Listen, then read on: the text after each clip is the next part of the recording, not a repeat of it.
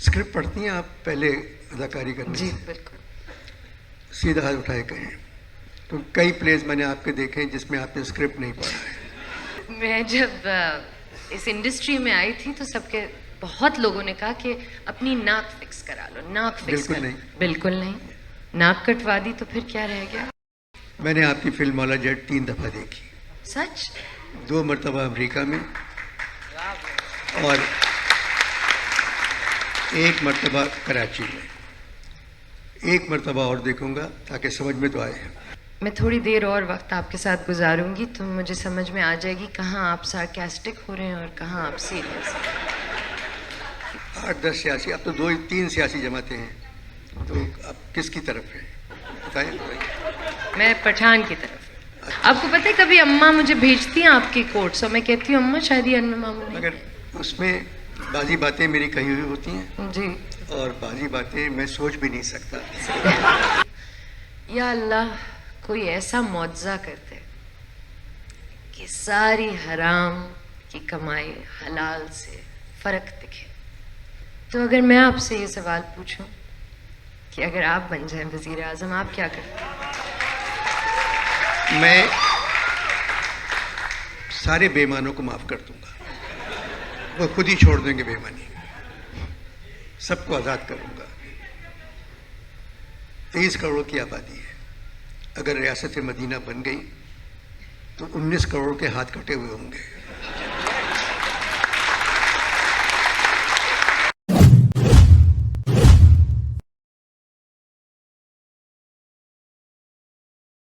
Legend and superstar Anwar Maqsood and Myra Khan.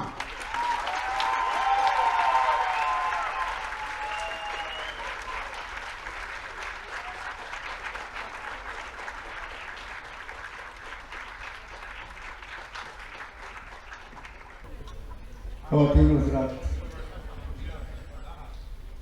अभी तक मैंने अपनी ज़िंदगी में जब भी किसी से बात की है, या तो वो सियासतदान या फौजी या कोई खिलाड़ी, पहली मरतबा यहाँ कुछ साल पहले शाह साहब के कहने पे मैंने राहत फतेही साहब को इंटरव्यू किया था, बातचीत की थी, इंटरव्यू किया, और आज मुझे माहिरा से कुछ बात करना है।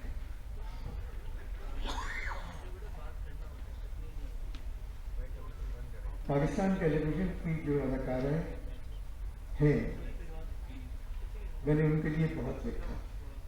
उज़्मा गिलानी, खालदा रियासत, समीना अहमद, सानिया सईद, रुबीना अशरफ, बुशरा अंसारी, बदर खलील, बहुत लिखा इनके लिए।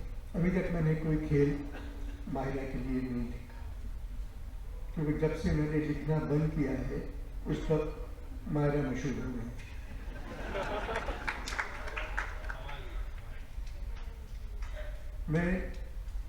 चलिए मैं माहिरा से बात शुरू करता हूँ। इस मैदान में क्यों आई? अस्सलाम वालेकुम। बहुत ज़्यादा नर्वस हूँ मैं इस वक्त आपके सामने बैठी। नहीं, मुझसे मत डरे, मैं उधर मुँह करके पूछूँ।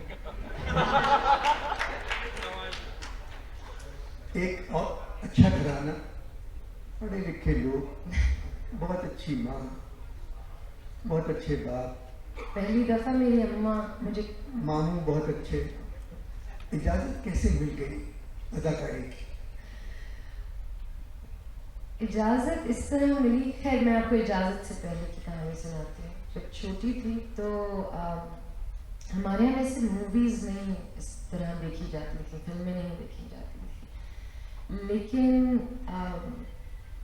गाने, थोड़ी बहुत शायरी, अम्मा को बहुत शौक था कि वो इधर से उधर टहलते हुए गाती थी, जाने वो कैसे लोग थे जिनके, पता नहीं वो इसलिए गाती थी क्योंकि उनको लगता था कि ये मेरे लिए लिखा है या शौक था गाने का, ये मैं नहीं कह सकती। उनकी शक्ल बहुत अच्छी थी, कौकब की।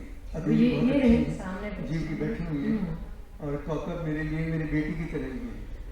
जब माहिरा पैदा हुई थी तो मैं हॉस्पिटल पे था जहाँ ये पैदा हुई, उनके बाप के साथ।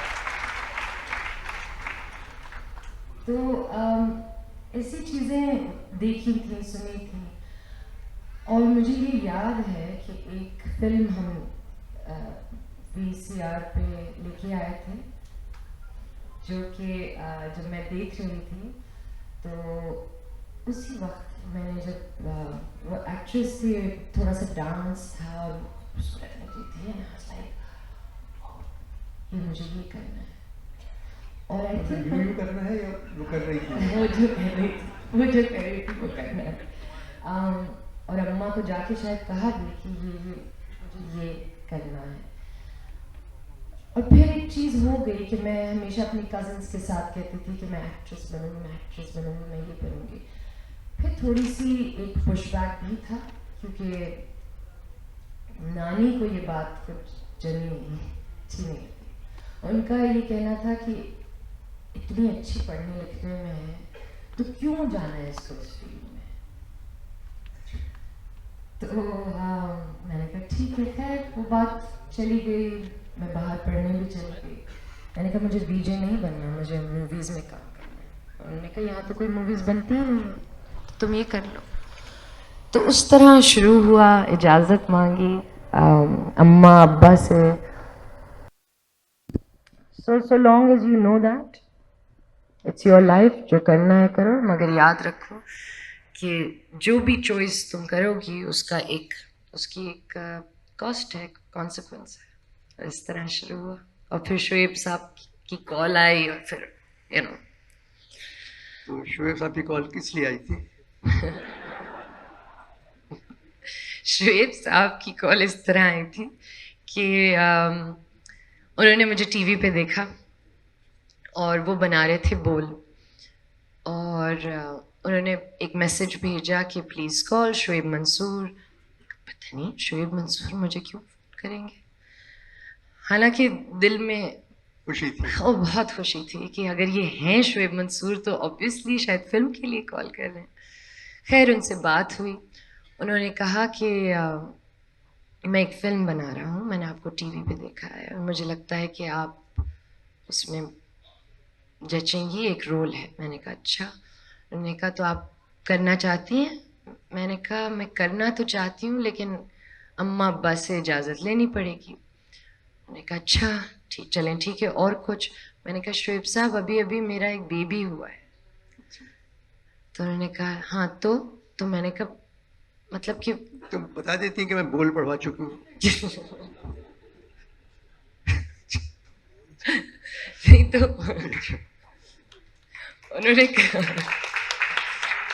उन्होंने कहा कि तो क्या हुआ, बेबी हो चुका है। मैंने कहा मतलब अभी हुआ है, मतलब एक्चुअली अजलान मेरे हाथ में था, मेरी गोद में था और शायद 1 महीना भी नहीं हुआ होगा। तो उन्होंने कहा तो क्या होता है, तुम्हें पता है कि हमारे ज़माने में तो बच्चे सेट पे हुआ करते थे। हाँ, वो जब डायरेक्ट बुशरा उस जमाने में वो डायरेक्टर बदमाश होते थे, शोएब शरीफ आदमी है। तो खैर वो बुशरा अंसारी साहब और सारी उन एक्ट्रेसेस की बात कर रही थी जो उस वक्त जिनके बच्चे भी होते थे, वो स्कूल उठाने जाती थी, ड्रॉप करने जाती थी, खाना पकाती थी, फिर वापस PTV के सेट पे आती थी। तो ये पूरा मुझे उन्होंने समझाया। मैंने कहा हाँ ऐसा ही होना चाहिए। खैर फिर इजाज़त मिल गई, फिर मैं अम्मा अब्बा और अजलान चारों के चारों लाहौर गए बोल की शूट के लिए। पैसे मिले बोल के? अच्छा अगला सवाल, क्योंकि इस शौक के लिए एक आमदनी का जरिया होता है, सही, उसका जब तक मुआवजा हासिल ना हो तो फिर काम करके मज़ा नहीं आता। और बाज़ बहुत अच्छा काम है तो बगैर मुआवजे के भी काम है, बिल्कुल दिल लगा अगर है उसमें तो ठीक है। आपका स्क्रिप्ट पढ़ती हैं आप पहले अदाकारी करने जी से? बिल्कुल। सीधा हाथ उठाए कहें तो कई प्लेस मैंने आपके देखे जिसमें आपने स्क्रिप्ट नहीं पढ़ा है। अब मैं चाहूंगी कि क्योंकि उन स्क्रिप्ट प्लेस के अगर पढ़ा नाम हुआ ले लें होता आप। तो डायलॉग याद होता है, हाँ जी, मकालमा याद होता है अगर स्क्रिप्ट पढ़ा हुआ हो तो। कई जगह आप मुस्कुराहट के साथ काम लेके वो जुमला नहीं बोलती। मुझे लगता है कि अगर स्क्रिप्ट अच्छा होता है, डायलॉग अच्छा होता है, तो फिर तो बहुत आसानी से याद हो जाता है। सही कह रही। कई दफ़ा बड़े बड़े जुमले होते हैं, बड़े बड़े पैराग्राफ्स होते हैं, और आप मना कर दिया करो कि इतने बड़ी बुरी बात है इतना लिखना। है ना? एक वो डायलॉग के लिए दो मतलब 50 सेकंड या 1 मिनट ज़्यादा नहीं होना चाहिए। ये 3-3 पेज की तकरीर होती है आजकल के स्क्रिप्ट में। 3 पेजेस तो कुछ भी नहीं है मामू। मतलब ऐसा होता है कि और वही चीज़ रिपीट हुई जा रही है, वही- रिपीट हुई जा रही है, रिपीट हुई जा रही है। और कुछ ऐसी चीज़ें वो तो कांस्टेंट रिपीट पे चलती हैं। तुमने आज मुझे मेरी औकात याद दिला दी। ये हर फिल्म में है, वो मियाँ बीवी ये हर से भी- ड्रामे में है। ये तो हर ड्रामे में जी। यही है। ये जुमला खान सामा से मालिकन कहती है, आज मैं तुम्हें मेरी औकात याद दिलाऊं। बिल्कुल। मियाँ बीवी से कहते हैं, मैं आज तुम्हें मेरी औकात याद। बेटी बाप से कहती है, अब्बा मैं आपको आज आपकी औकात याद दिलाऊंगी। ये जुमला, और हर एक के दोनों के हाथ में सेल फोन। मैं आपसे मैं आपसे एक सवाल पूछना चाहती हूँ। सितारा और मेहरुनिसा था, उसमें भी 2 बहनें ही थीं, कज़न्स थीं। मैं एक ड्रामा कर रही थी और 5 साल बाद आई थिंक मैंने वापस एक ड्रामा किया था, अभी हाल ही में 1-2 साल पहले। और मैं कॉन्स्टेंटली लड़ती थी कि इसको हम चेंज क्यों नहीं करते। और मैं सितारा और मेहरुनिसा की एग्जाम्पल देती थी, तो मुझे डांटिएगा मत, लेकिन क्योंकि वही मेरे दिमाग में आता था कि वहाँ भी 2 कज़न्स थी, एक 2 वेरी डिफरेंट पर्सनैलिटीज़। बट उसको जिस तरह आपने लिखा था, वो जिस तरह डायरेक्टेड था, उसमें हमें कभी ये नहीं लगा कि ये 2 औरतें एक दूसरे के साथ लड़ रही हैं। वो एक कंपटीशन जो डीप सीटेड हम लोग देखते हैं, हमारे ख़ानदानों में होता है, जो शायद माओं की वजह से या किसी पुप्पी की वजह से या जो भी है, वो हम बहुत उसको हमने बड़े अलग तरीके से देखा। वही एक सिनारियो है, लेकिन आज हम देखते हैं कि 2 औरतें लड़ रही हैं, चीख रही हैं, जहर एक दूसरे को दे रही हैं। I mean why? अब 2 औरतें हैं, मरियम नवाज, मरियम औरंगजेब।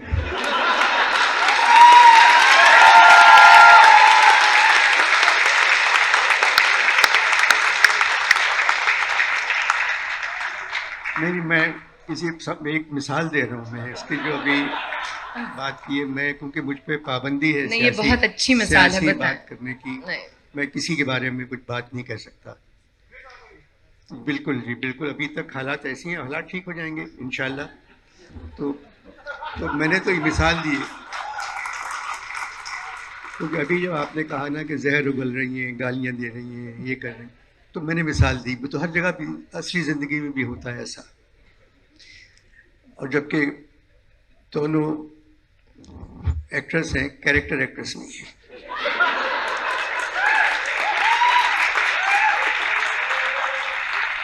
तो आप क्या ये कहना चाह रहे हैं कि जब आपने सितारा और मेहरुनिसा लिखा था, तो उस वक्त असली ज़िंदगी में ऐसा नहीं होता? उसमें बेटा, जब मैंने वो लिखा ना, उसमें कोई ज़बरदस्ती का मकालमा नहीं था। सही।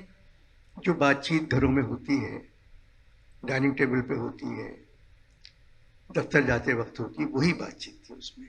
कोई ज़बरदस्ती का। अब ये एक ड्रामा है जिसमें नौकर कह रहा है अपने मालिक से, हुजूर दरवाज़ा जब खुलता है तो हवाओं के झक्कड़ से मुझे क्या लाना है तरकारी में भूल जाता हूँ। ये नौकर कैसे कह सकता है किसी मालिक से, क्योंकि मकालमा जाना है उसके अंदर। तो ये कि अगर आप बेटा इस मुकाम पर हैं कि आप मना कर सकती हैं, ये स्क्रिप्ट मैं नहीं करूँगी। सही बात है, और मैंने बहुत दफ़ा मना की। भी नहीं, है, स्क्रिप्ट लेकिन- को कह रहा हूँ, स्क्रिप्ट को। जी जी बिल्कुल। स्क्रिप्ट आप सोच भी नहीं सकते कि मुझे किस तरह की स्क्रिप्टें पढ़ने का मौका मिलता है। और आई मीन बट बिल्कुल आप सही कह रहे हैं। अब आप फिक्र ना करें, मैं सिर्फ ना ही कहती रहूँगी जब तक आप मेरे लिए कुछ लिखते नहीं हैं। मैं लिखूंगा, सच? मैं लिख रहा हूँ, मैं लिखूंगा। तो मैंने एक प्ले लिखा है और कोई 10 साल बाद लिखा है टीवी के लिए।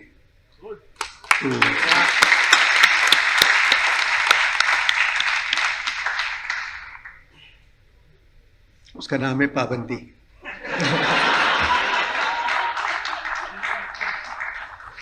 नहीं, पाबंदी का मतलब है पाबंदी अलग है।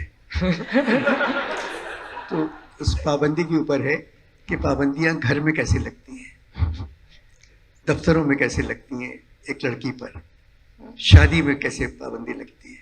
ये पाबंदी एक लड़की की जिंदगी में हर मरहले पर उसको मिलती है। सही बात।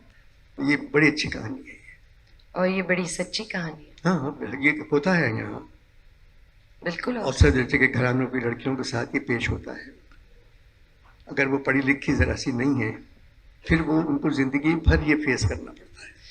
मुझे लगता है पढ़ी लिखी से ज़्यादा, मुझे ऐसा लगता है, और आई होप कि आज यहाँ जो लड़कियाँ हैं, मैं हमेशा जब कभी जाती हूँ लेक्चर्स पे, मैं मुझसे पूछते हैं कि आप एक चीज़ लड़की जो कह सकती हैं, एक एडवाइस क्या देंगी लड़कियों को।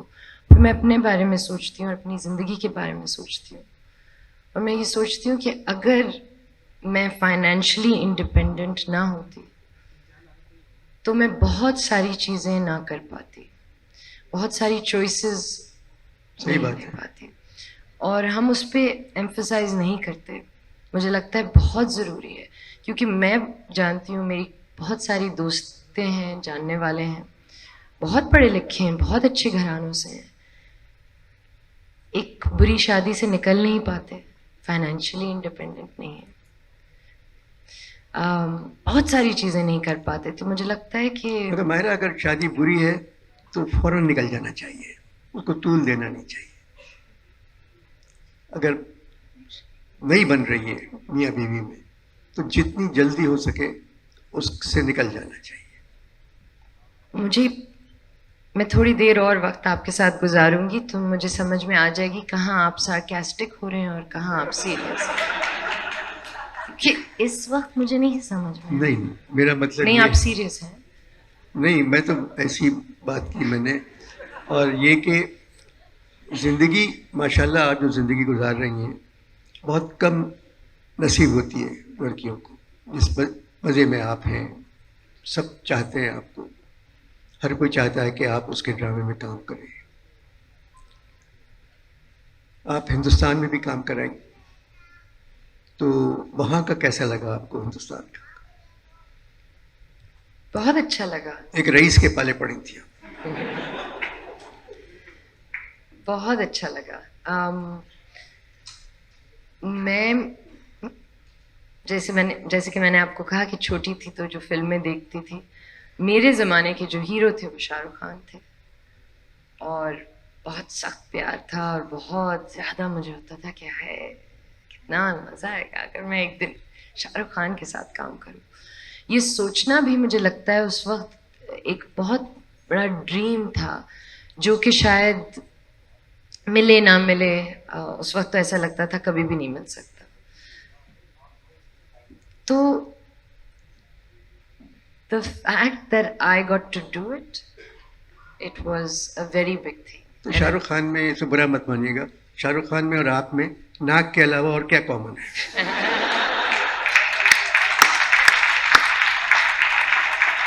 मुझे आपकी नाक बहुत पसंद है, कसम खाए। कसम खुदा की, बहुत अच्छी नाक है। अच्छा, मुझे भी आपकी नाक, मुझे ऐसी नाक, मुझे ठीक है, नहीं नहीं सच में। मगर शाहरुख की नाक जरा सी मैं आपको एक चीज तबाही है, बताऊं, नाक में दम है वो। मैं जब इस इंडस्ट्री में आई थी तो सबके बहुत लोगों ने कहा कि अपनी नाक फिक्स करा लो, नाक फिक्स बिल्कुल करो। नहीं। बिल्कुल नहीं, नाक कटवा दी तो फिर क्या रह गया। और मगर आप यकीन माने कि जब मैं और शाहरुख एक फ्रेम में आते थे तो एक दिन आई स्वेयर उन्होंने खुद मुझे कहा, उन्होंने कहा देखो देखो देखो, this is the war of the noses. तो खैर हम दोनों में ये आई थिंक कॉमन है कि आई थिंक कि हम दोनों को इस काम से बहुत ज़्यादा प्यार है, और सिर्फ अपने आप से नहीं कि ओ मेरा काम अच्छा हो जाए। मुझे लगता है हम दोनों को इस पूरी फील्ड से बहुत प्यार है। लाइक मैं उनको देखती थी काम करते हुए, स्पॉट बॉय से लेके लाइट मैन, हर किसी से बातचीत, हर किसी से एक तरीके से बात करते थे। I like that about him. He works really hard. बहुत मेहनत करते हैं। तो वो मैंने एक चीज़ सीखी कि आप चाहे जितने भी बड़े स्टार हो जाए, आप उसी तरह मेहनत करें। नहीं नहीं, बहुत बड़ी बात है कि हिंदुस्तान जाके हिंदुस्तान के सबसे बड़े एक्टर के साथ फिल्म में काम करना, बहुत बड़ी बात है।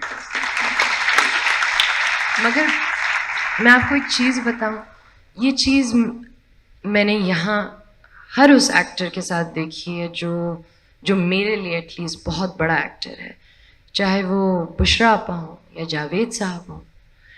टाइम पे आना, अपने पूरे घंटे लगाना, उफ नहीं करना, बैठे हुए होते थे। मैं जावेद साहब से, ये लोग पेमेंट पहले ले लेते हैं ना। हो सकता है, हो सकता है। अच्छा, तो ये फिर एक फिल्म आई आपकी जिसमें आपने रक्स किया, 3 डांसेस थे आपके शायद उस फिल्म में। जी, वो कहाँ सीखा आपने? मुझे बहुत अच्छा डांस कर रही थी। बोले सही हैं। हाँ, बहुत जी, अच्छा। थैंक यू, बहुत शुक्रिया। मैंने एक्चुअली कभी डांस नहीं सीखा है। वो जो स्टेप्स थे और बगैर अम्मा ने मुझे सीखे। सीखने नहीं दिया जब लाइसियम में एक दफ़ा। बहुत मैं नाराज़ हूँ उनसे आज तक कि नहीं सीखने दिया। नहीं सीखने दिया। खैर, तो वो मुझे ये नहीं समझ में आ रहा था उस वक्त, क्योंकि आसिम रज़ा उसके डायरेक्टर थे और निगाह जी जो थे वो कोरियोग्राफर थे, और ये कथक करना था। और कथक में एक ठहराव चाहिए होता है। आपके हाथों की मूवमेंट बहुत ज़रूरी है और पैरों की मूवमेंट बहुत ज़रूरी होती है। और आसिम ने ये कहा हुआ था कि मैं कैमरा नीचे लगाऊंगा ताकि ये पैर दिखे। वो कभी दिखे ही नहीं, मैं आपको बता दूं, कभी भी नहीं, थ्रू आउट। मगर मैंने सीख लिया, तो मैंने कहा ठीक है, मुझे कितने दिन मिलेंगे डांस के रिहर्सल के लिए? उन्होंने कहा 3 दिन। अब 3 दिन में घंटों में खड़ी रहती थी घुंघरू बांध कर और थक थक थक थक करती रहती थी। जिस दिन मैं पहुंची सेट पे, वो जो उमर सईद का जोड़ा था वो एटलीस्ट 5 केजी का होगा या उससे भी ज़्यादा, इतना भारी था वो जोड़ा। और मैं खड़ी हो गई। फिर मैंने कहा कि अब मैं क्या करूं? तो निगाह जी ने मुझे कहा, देखिए अब आप हर चीज़ जो भी याद किया है वो छोड़ दें, आप बस इंजॉय करें। मैंने कहा ठीक है। तो वो जो एक प्रोसेस होता है ना, लर्निंग एंड अनलर्निंग, जो मुझे लगता है आप लोग थिएटर में बहुत ज़्यादा करते हैं, और आई विश कि मैंने थिएटर किया होता, कि सारे डायलॉग्स, हर चीज़ याद करने के बाद फिर आप जो भूल के करते हैं स्टेज पे, आई थिंक वो कमाल किया, वेरी वेल डन, हाँ, बहुत अच्छा किया। Thank you so much.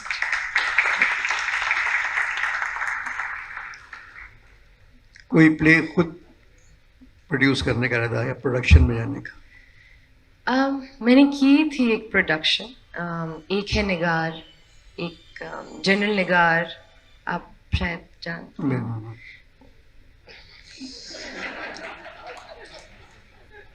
मुझे फीलिंग आ रही है कि एक कुछ आपके अंदर से निकलने वाला था जो आपने रोक लिया। नहीं, मुझे आ रही है फीलिंग। इतना तो हम भी आपको मैं मर्द हूँ, क्या निकलने वाला है?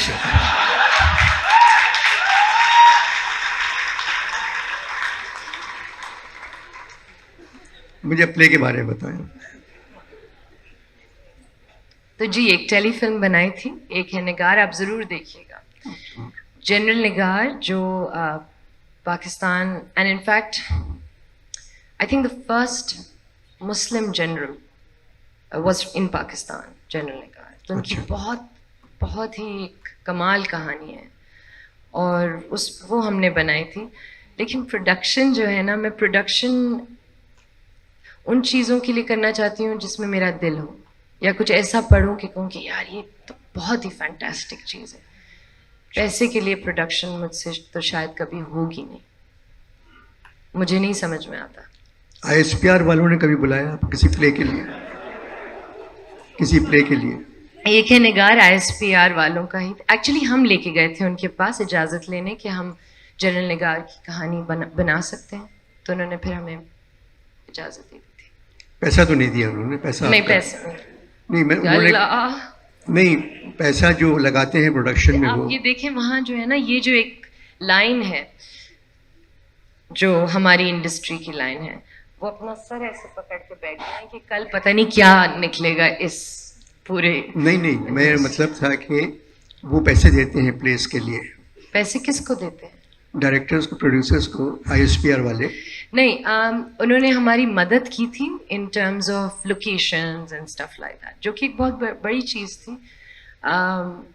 जनरली जब हम देखते हैं इस कहानियाँ, तो हम हमेशा मर्दों के बारे में देखते हैं, और बहुत सी ऐसी औरतें हैं जो हमारे फौज में भी हैं और उन्होंने बहुत कमाल काम किया है। तो आई थॉट जनरल निगार की एक स्टोरी है जो बननी ज़रूरी है। उसमें यूनिफॉर्म वगैरह में थी, यूनिफॉर्म वगैरह पहने हुई थी। जी, जी, वो देखा है मैंने। देखा? हाँ, नहीं देखा? देखा मैंने। अच्छा। लाइट ब्लू रंग के कपड़े थे उसका, वो यूनिफॉर्म का था उसमें। वो देखा मैंने, हम पे आया था। नहीं, हम पे नहीं था। नहीं। चले, this was very good because general Nigar तो यूनिफॉर्म ही यूनिफॉर्म पहना था आपने, और मेरे ज़्यादातर ड्रामे हम पे चलते हैं, हम पे था ना। दिस वाज गुड, बहुत अच्छा। नहीं, अब आप देखेंगे और ज़रूर देखेंगे, क्योंकि आप मेरे लिए लिख रहे हैं कुछ, चलिए, तो ठीक है। देखना तो पड़ेगा। चले, अब मुझे अपनी ख़ास बात बताएं। आदत क्या है आपकी, क्या करती हैं सारा दिन? किताब पढ़ने का शौक़ है, किताब नहीं पढ़ती, क्या करती हैं? पुराने गाने सुनती हूँ, कैंडल लगा के, फूल एक अपना एक वाज में सजा के पुराने गाने सुनती हूँ। उसका बहुत शौक है, लिखने का शौक है। पुराने हिंदुस्तानी गाने, हम्म? हिंदुस्तानी पुराने गाने। हिंदुस्तानी, पाकिस्तानी। अगर पाकिस्तानी सुनती हूँ तो आबदा परवीन, नुसरत साहब, इस तरह सुनती हूँ। सूफी गाने। तो वो गाने तो नहीं है। वो आबदा परवीन ने कौन सा गाना गाया है? जी। गाने गाए हैं नाहिद अख्तर ने, सही। जुबैदा खानम ने, बिल्कुल। नसीम बेगम ने, मैडम नूरजहां ने। फरीदा मुझे खानम एक फिल्म बता दें जिसमें आबदा परवीन ने गाना गाया है। चलिए, आबदा की गज़लें, उनकी सराइकी जी। चीज़ें जो हैं, वो आजकल नौजवान सब पसंद करते हैं, सब। और हिंदुस्तानी गाने कौन से पसंद हैं आपको? मुझे रफ़ी साहब की आवाज़ बहुत अच्छी लगती है। खैर, रफ़ी साहब की क्या बात थी, मुझे उनसे अच्छी आवाज़ किसी की नहीं है। मुझे भी किसी की नहीं। और मुझे गीता दत्त, मुझे पता है कि बहुत सारे, मेरी अपनी दोस्त एक है जो बहुत बड़ी लता जी की फ़ैन है, और मैं उससे कॉन्स्टेंटली लड़ती रहती हूँ, क्योंकि मुझे गीता दत्त की आवाज़ बहुत अच्छी लगती है। बहुत अच्छी। अगर मैं आपसे कहूँ मुझे 4 गाने बताएं गीता दत्त के, बहुत अच्छे। गा के सुनाओ? हाँ, मैं वही तो, जरा से गुनगुना दें बस। अच्छा, नहीं, गा के नहीं सुनाऊंगी। मुझे जाने क्या तूने कही, चले, बात कुछ बनी नहीं। तदबीर, जी, तदबीर से बिगड़ी हुई। अपने पे भरोसा है तो ये दाव लगा ले। वाह। आज सजन मोहे अंग लगा। जन्म सफल हो जाए। प्रेम सुधा इतनी बरसा दो, जग जलथल हो जाए। अब मैं ये नहीं कह सकता मुझे अपना बना लो। इसकी अगली लाइन है, मुझे अपना बना लो। मैं आपको एक चीज़ बताऊं, एक बहुत मज़े की बात, आप शायद मुझे बिलीव ना करें, लेकिन जब मैं कॉलेज जा रही थी, तो अपने साथ 2 DVDs लेके गई थी। एक प्यासा, गुरुदत्त की प्यासा, और दूसरी DVD थी आंगन टेढ़ा। आनंद, आंगन टेढ़ा। आंगन टेढ़ा। अच्छा, अम्मा से पूछें। और जब मैं लो फील करती थी या उदास होती थी, क्योंकि वहाँ 2 जॉब्स करती थी, थोड़ी सी मुश्किल थी वहाँ ज़िंदगी, कॉलेज ये वो, तो आंगन टेढ़ा लगा लेती थी। जब रोमांस का मूड होता था, जो कि प्यासा रोमांटिक बिल्कुल फिल्म नहीं है, नहीं था, ट्रेजेडी, बिल्कुल नहीं। मतलब एक, मगर मुझे ट्रेजेडी में बहुत सुकून मिलता है, तो मैं प्यासा लगा लेती थी। पता नहीं कुछ था उस फिल्म के बारे में, गुरुदत्त के बारे में, उस राइटिंग के बारे में। अब पूरा कराची प्यासा है तो कैसा लग रहा है?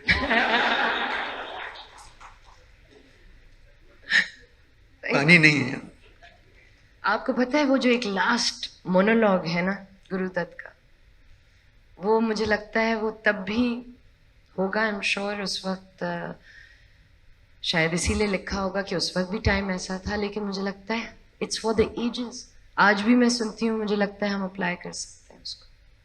जी, बात मेरी प्यासा बहुत अच्छी थी, बहुत। मगर क्योंकि गुरुदत्त को खुद एक्टिंग करने का शौक था हर फिल्म में, और बहुत अजीब उनकी जो शक्ल हीरो वाली नहीं थी। मगर मुझे बहुत, हाँ, मगर वो हर फिल्म में, चौदहवीं के चांद में भी खुद, बाजी में भी खुद, हर लेकिन चीज- प्यासा तो उन्होंने दिलीप कुमार वो तो को, साहिर पे बनाई थी इन्होंने, साहिर लुधियानवी पे, प्यासा। प्यासा जो फिल्म थी। और मुझे साहिल लुधियानवी बहुत अच्छे लगते हैं, हाँ, उनकी किताब तलखियां हैं मेरे मेरे ख्याल में पहले लुधियानवी हैं जो आपको अच्छे लगे। दूसरा कोई बताए, एक नाम और बता दें लुधियानवी को, सिवाय साहिर के और कोई नहीं है। कैसे? साहिर के जितने अच्छे फिल्मी गीत साहिर के हैं, बहुत ही अच्छे फिल्मी गीत लिखे हैं साहिर ने, बहुत अच्छे, फिल्मी गीत लिखे हैं साहिर ओह ने। बहुत अच्छे फिल्मी गीत। अभी ना जाओ छोड़कर, जी, कभी कभी, हर चीज हम दोनों के सारे ही गाने बहुत अच्छे थे। बहुत। किसकी? हम दोनों, ये जो अभी ना जाओ छोड़ के, फिर हम दोनों, देवानंद, दोनों, देवानंद की बिल्कुल, फिल्म। बिल्कुल, बिल्कुल। तो हर बात आप मुझ पे क्यों ले जा रही हैं? हम दोनों फिल्म का नाम था। जी जी जी, हम दोनों बिल्कुल फिल्म का नाम है। मालूम है। मैं जिंदगी का साथ निभाता चला गया। ओह, और चलें, फिल्में हो गई। पाकिस्तानी फिल्म मौला जट के अलावा कौन सी अच्छी लगी? मैंने आपकी फिल्म मौला जट 3 दफा देखी, सच? 2 मरतबा अमेरिका में और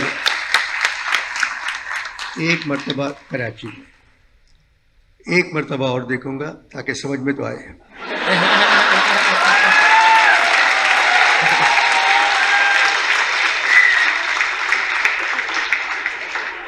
पाकिस्तान की टेक्निकल फिल्मों में इससे अच्छी फिल्म नहीं बनी।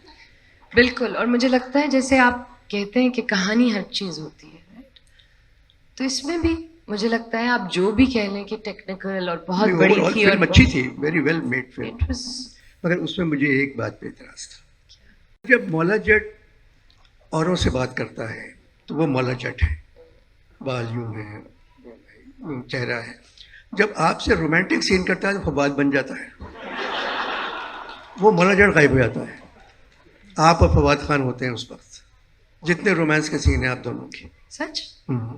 वो झूले पे ऊपर बैठे हुए हैं, जी। ऊपर बैठे हुए हैं, वो फिर मौला जट नहीं है वो। अब मैं क्या करूं, मैं, क्योंकि तो फिर फवाद से पूछना पड़ेगा। मैं आपको बोलना चाहिए था मौला किथे है। मैं मौला किथे है, मुझे तो लग रहा था कि मौला था, मगर अब मैं क्या करूं, मुझे लगता है मेरा कोई इफेक्ट ऐसा होता होगा कि वो मौला कहीं पीछे रह जाता है। अब मैं क्या बोलूं, लेकिन मैं मुख्य रहती हूँ। अच्छा, उसमें पूरे फिल्म में आप मुझे एक लखनऊ के घराने की लड़की लगी। ये मत कहिएगा। कसम खुदा की। नहीं नहीं नहीं, प्लीज। आपने कौन सा जोड़ा पंजाबी पहना हुआ? क्या चीज पंजाबी थी? एक औसत दर्जे के शरीफ घराने की यूपी की लड़की मौला जट की हीरोइन। प्रॉब्लम ये थी कि रोमांस डालना था। अब मुझे ऐसा लगता है कि शायद जैसे आपने कहा कि फवाद के सामने मुझे ही लाना पड़ा उनको, शायद ये हुआ। लेकिन मैंने देखिए मैंने बहुत कोशिश की कि जितनी मैं पंजाबी बोल सकती हूँ, और मेरे पंजाबी अगर इंस्ट्रक्टर उतनी ने तो मेहनत कहा कि आप बहुत जर्मन जबान पे करती तो वो ज्यादा अच्छी बोलती। किसमें? जर्मन सीख जाती। मैं कह रही हूँ तो सीख जाऊंगा। इतनी मेहनत की पंजाबी में आपने उसमें, मगर फिर ओवरऑल 3 दफ़ा मैंने देखी, तीनों दफ़ा मुझे मज़ा आया।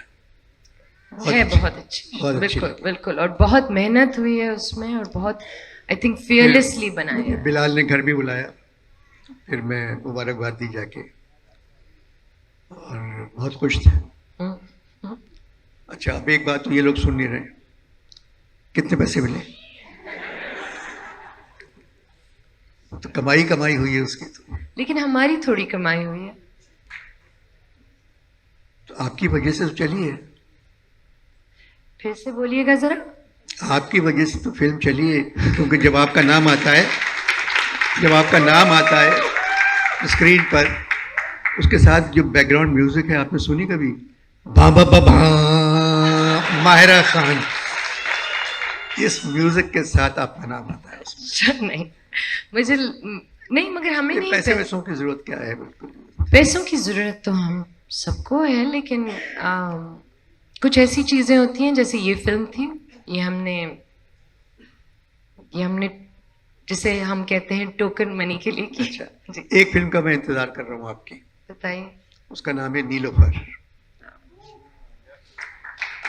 Thank you. फवाद खान और आप उस फिल्म में हैं, आप अंधी बनिए। जी, फिर तो ठीक है, स्क्रिप्ट नहीं पढ़ा होगा।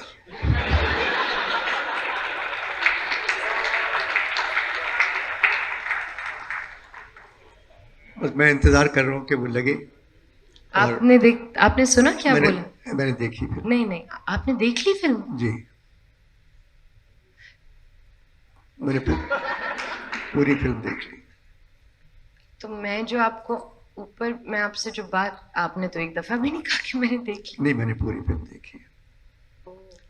आपके हाथ में थ्रू आउट सफेद छड़ी है। हाँ, तो आपको क्या लगा? क्योंकि मैंने जी बताइए। अभी मैं कहूँगा नहीं, क्योंकि उसको चलना चाहिए।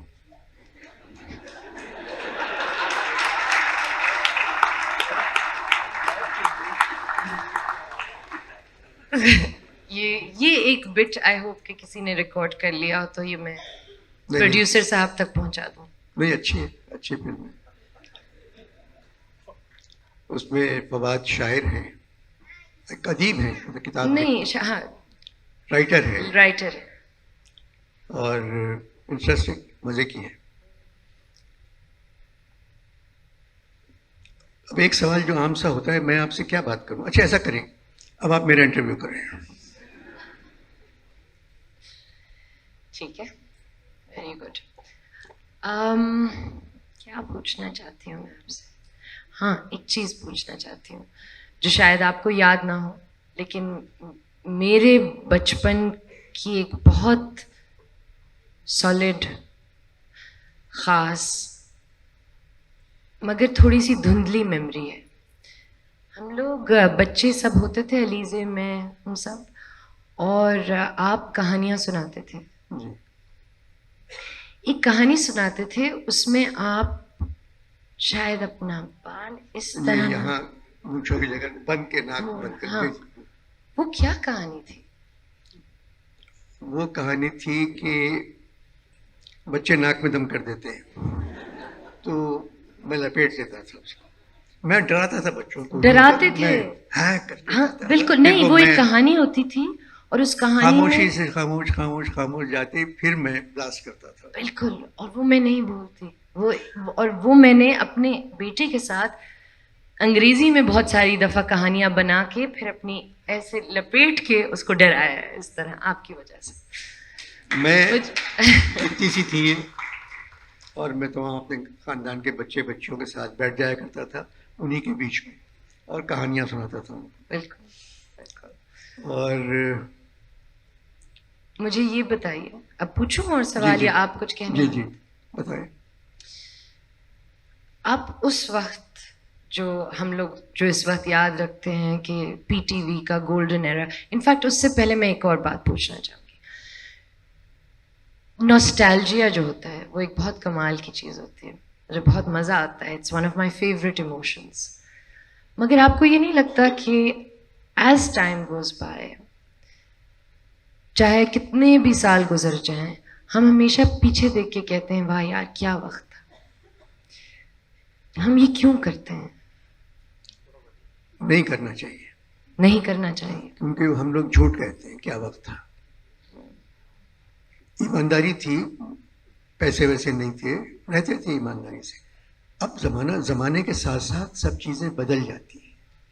अब जो वक्त बदला है, अब जो नौजवान बच्चे बैठे हुए हैं, ये हम लोगों से 100 गुना आगे हैं, ये इतने ज़हीन हैं।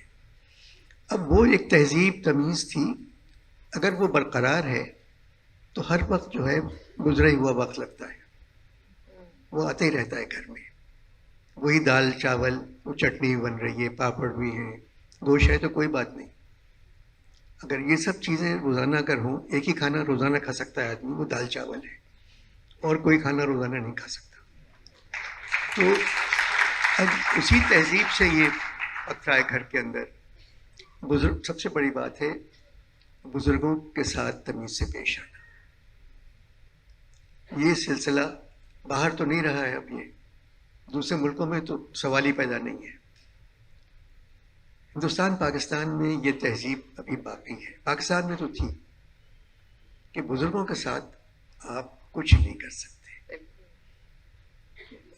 हमारे बच्चे अभी भी अपने वालिदैन के साथ बहुत मोहब्बत करते हैं, ये सिर्फ इसी मुल्क का है काम। अब वालिदैन मना करें कि बेटी ड्रामा मत करो तो बेटी नहीं करती। नहीं, मैं भाई आपके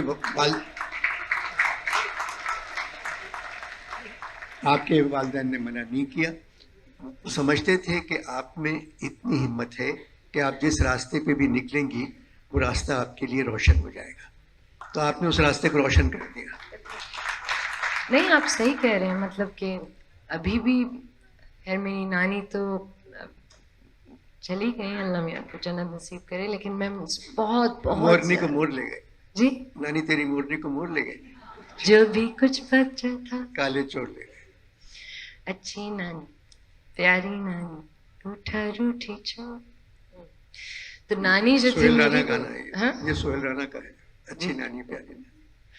तो नानी मेरी, मुझे बड़ा डर लगता था एक्चुअली जब मैं कभी साड़ी पहन के निकलती थी। पहली मरतबा साड़ी कब पहनी? चुपके? ओह, बहुत छोटी उम्र होगी मेरी, क्योंकि मैं अम्मा के दुपट्टों के साथ साड़ी बांधा करती थी।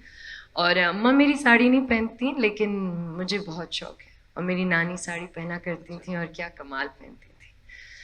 तो अभी भी मुझे डर लगता था, और अभी भी मैं सोचती थी कि मैं इतनी बड़ी हो गई हूँ, मेरा एक बच्चा है जो माशाल्लाह से अब 13 साल का है, लेकिन मुझे ये डर लगता था कि नानी ने देख लिया अगर मैं स्लीवलेस पहना हुआ है तो ये क्या कहेंगे। तो ऐसी चीज़ें मुझे लगता है ये तो दिस इज़ फॉर एवर, ऐसा होना चाहिए। मुझे नहीं लगता कि ऐसी चीज़ें बदलनी चाहिए। आप सही कह रहे हैं, आजकल के बच्चे हैं बहुत सही, लेकिन ये तहजीब तरबियत मुझे नहीं लगता बदलनी चाहिए। चले अब 8-10 सियासी, अब तो 2-3 सियासी जमातें हैं, तो अब किसकी तरफ है? बोल दें, कोई बात नहीं, बिल्कुल कह दें। अभी एक फिल्म आई है, उसकी तरफ है, बताइए। मैं पठान की तरफ। अच्छा, जी जी, उसका क्या?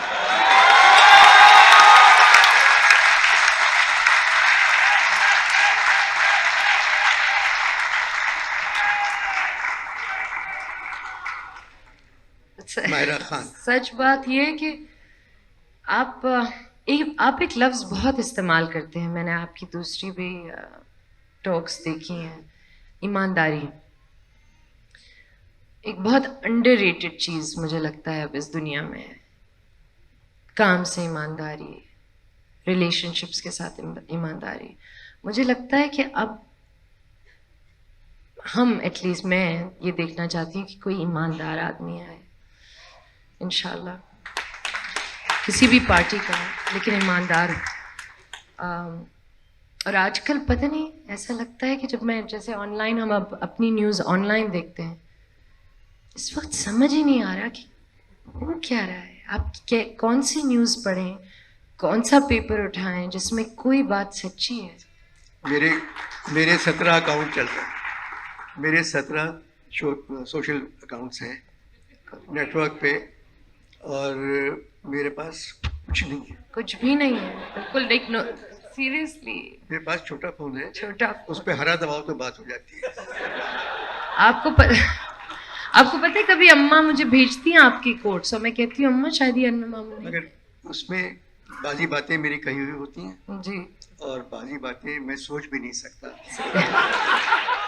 बातें उस पे। मैं आपसे एक और सवाल पूछना चाहती हूँ और ये सियासत से ही रिलेटेड है।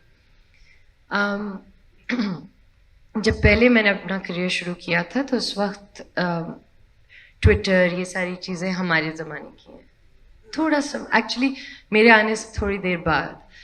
तो मैं बहुत सारी चीज़ें लिखती थी, अभी भी लिखती हूँ, लेकिन उस वक्त बहुत ज़्यादा इमोशनल होके बहुत सारी चीज़ें लिखती थी।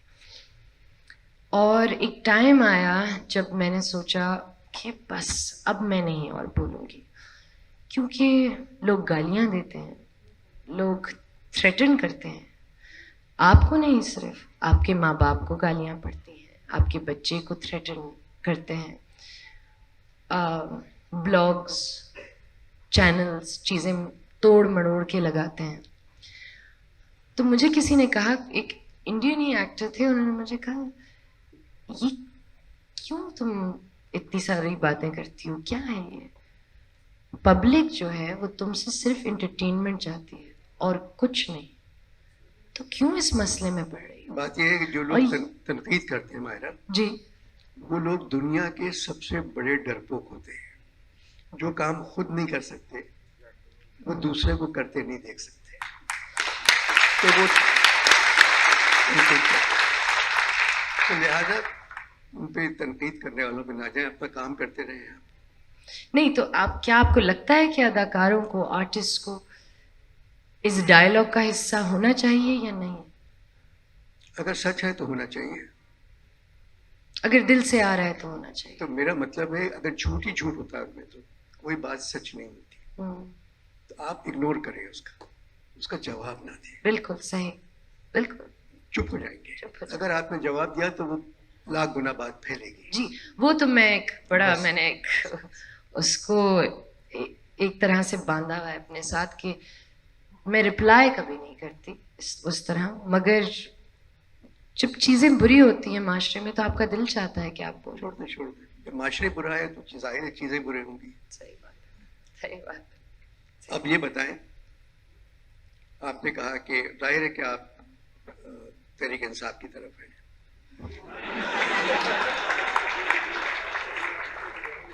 क्योंकि आप तो मुझे उसी दिन हो गया था मालूम जब आप ज़ल्मी की एम्बेसडर हो गई थी पेशावर की एम्बेसडर। नहीं, उससे उसका तो कोई ताल्लुक नहीं है, लेकिन पेशावर से तो है। पेशावर से हाँ है, फ्रंटियर से पठान का तो जी, है। जी जी बिल्कुल बिल्कुल बिल्कुल। आपकी टीम क्यों हारी? मेरी टीम, मुझे लगता है कि एक बहुत अच्छी टीम है, यंग टीम है, इट्स अ गुड टीम। इंशाल्लाह नेक्स्ट टाइम हम ही जीतेंगे, बहुत अच्छी टीम है। मगर लाहौर कलंदर्स गुड जॉब, ये टीम अच्छी है, की टीम ये टीम अच्छी है। और वो शायद अफ्रीका का दामाद अच्छा खेला, बहुत अच्छा, बैटिंग अच्छी की, 44 रन बना लिए।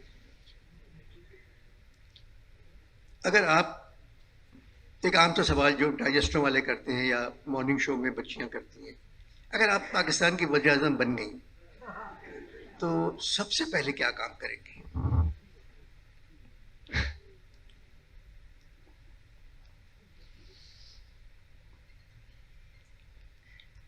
कवि साहब का एक डायलॉग था हमारी फिल्म में, कायदे आज़म जिंदाबाद। क्या उन्होंने किस तरह बोला था, तो उन्होंने कहा था, I don't know if I am correct, proper dialogue क्या था पूरा, लेकिन कुछ इस तरह था कि या अल्लाह कोई ऐसा मुआवजा कर दे कि सारी हराम की कमाई हलाल से फर्क दिखे, तो मुझे ऐसा लगता है कि मैं शायद यही दुआ करती। वजीर आजम होती तो पता नहीं पहले क्या करती, शायद। अगर ये बात करें जी, इतनी मेहनती कमाई करके आप ये दुआ मांगती, यही दुआ मांगती। इतनी मेहनत का काम करते हैं, ये जो अदाकारी करते हैं लोग, इससे मेहनत ईमानदारी काम तो और नहीं हो सकता। बिल्कुल। तो जो लोग जी बिल्कुल, इसीलिए मांगती ये दुआ, क्योंकि मुझे अपने आप पे इतना तो यकीन है कि मेरा तुमने बात की अभी ना ईमानदारी की। जी कायद आज़म भी ईमानदार थे जी। 1 साल जिंदा नहीं रहे, मर गए। इमरान भी ईमानदार हैं, 3.5 साल रहे, अभी हैं। ये मुल्क जो है, ये सरजमीन जो है, जिस तरह एक मछली सारे तालाब को गंदा कर सकती है, उसी तरह एक ईमानदार पूरे मुल्क को बेईमान कर सकता है। अकेला ईमानदार कुछ नहीं कर सकता। सही बात। एक पूरा सिस्टम बदलना पड़ेगा।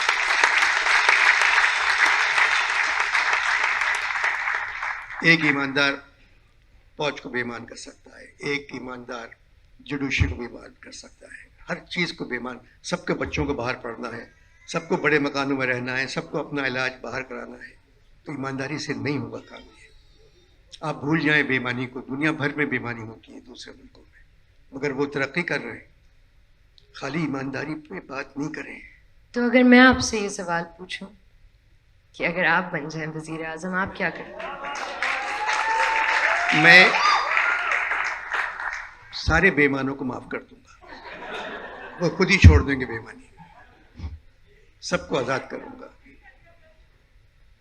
23 करोड़ की आबादी है, अगर रियासत मदीना बन गई तो 19 करोड़ के हाथ कटे हुए होंगे।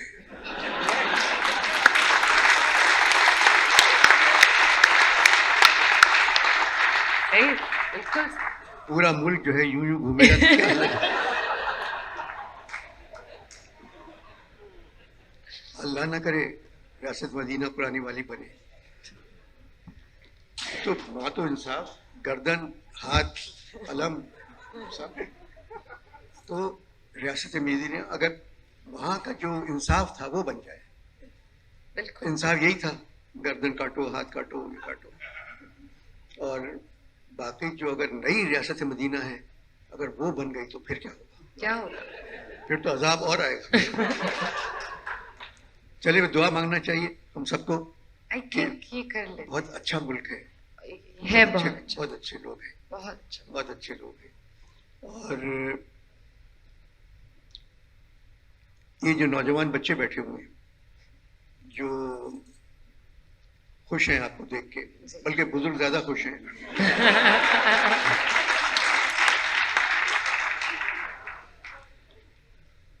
क्योंकि मैं समझ रहा था खाली बच्चे आएंगे इस प्रोग्राम में, मगर सब बगैर बीवियों के आ गए। तो चले, अच्छी बात है। मगर ये बताएं कि कोई कहना चाहती हैं इन बच्चों से कुछ? नहीं, मुझे लगता है कि ये लोग मुझसे कुछ पूछना चाहेंगे और मैं जितनी सच्चाई से जवाब दे सकती हूँ दूंगी। और अनवर साहब से भी शायद कुछ पूछना। नहीं, मुझसे बहुत सब लोग पूछ चुके हैं। अच्छा अच्छा, चलिए मैं एक बच्चे की तरफ से सवाल करता हूँ खुद आपसे। अच्छा। मायरा पा, ये बताएं, ये गोल्डन बॉल कब कराए?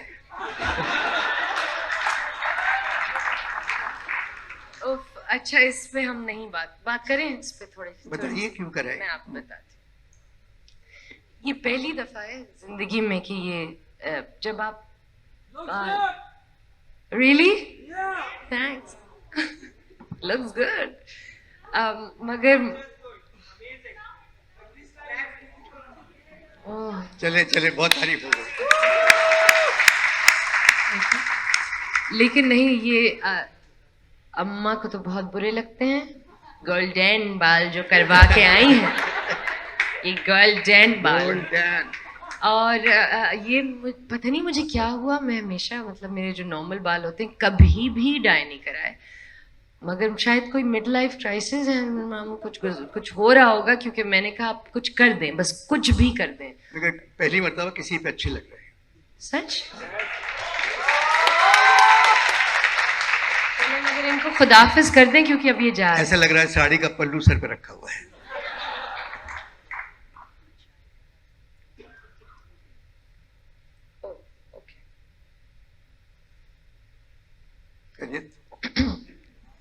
हेडक्वार्टर से अच्छा, सवाल जवाब नहीं करने, सवाल जवाब नहीं करने, आवाज सवाल जवाब नहीं करने, सवाल बिल्कुल नहीं करना, ठीक है? क्यों नहीं? कुछ नहीं होगा। नहीं, अच्छा, बिल्कुल नहीं करना, बिल्कुल नहीं यहाँ करना। आर्ट काउंसिल ने मना है, अच्छा अच्छा अच्छा, क्योंकि यहाँ सिर्फ अहमद शाह के लिए सवाल कर सकते हैं और किसी के बारे में कुछ पूछने का किसी सही। को हक ही नहीं। हक ही नहीं, बिल्कुल सही। ये मुझे आज बात समझ में आ गई है, तो ठीक है। शाह साहब की वजह है कि इस तरह के हॉल में, ऐसे प्रोग्राम में हॉल भरा हुआ है, तो ये कमाल शाह साहब का है। सही। हाँ, बिल्कुल।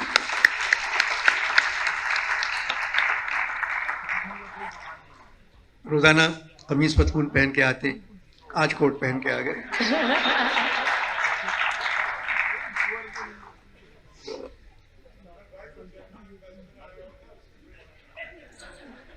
शाह साहब वजाहत की जरूरत नहीं है।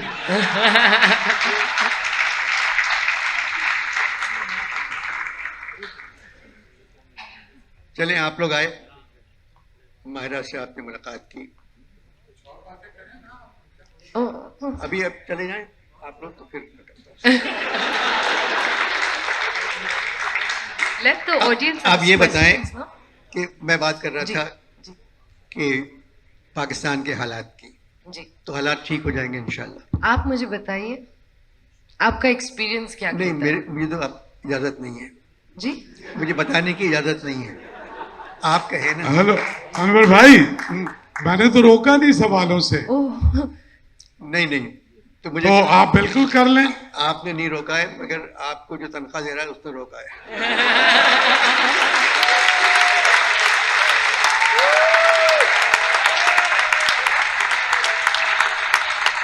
अनवर भाई, आपको पता, मैं तो 20 साल से बगैर तनख्वाह के काम करता हूँ।